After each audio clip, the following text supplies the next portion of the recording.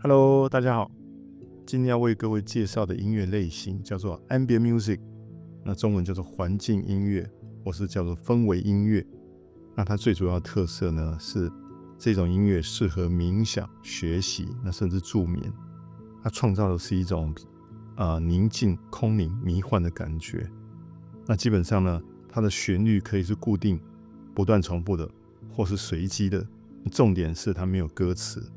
那当代的环境音乐呢，都是透过合成器跟效果器搭配起来去做创作。那这种音乐呢，它起源于1970年代，有位英国的演奏家叫做 Brian Eno， 他所发明的。他的第一张关于环境音乐的专辑呢，名称叫做 Music for Airport， 也就是机场之音。那各位可以到 YouTube 上面搜寻得到。那相对于现在的环境音乐，采用大量的合成器所创作，当年的这一张专辑现在听起来就充满了浓浓的古早味。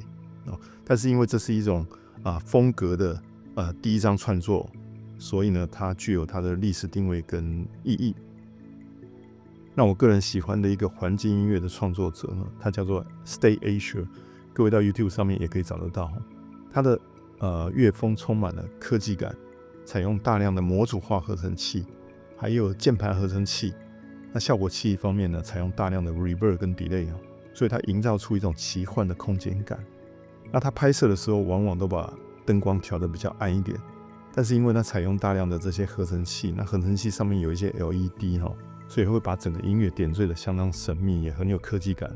我建议各位可以上去看看他的影片，听听他的音乐，真的是相当的不错。那今天呢，我们会透过我桌上的这几台器材，譬如说 Oxi One Mark II，负责的是节奏跟旋律，然后把 MIDI 讯号呢送给 Minifreak 以及J-Box Artemis，那透过这两台合成器呢来发出声音。那最主要控制的大脑是 Oxi One Mark II。好，那接下来我来为各位展示一下我心目中的环境音乐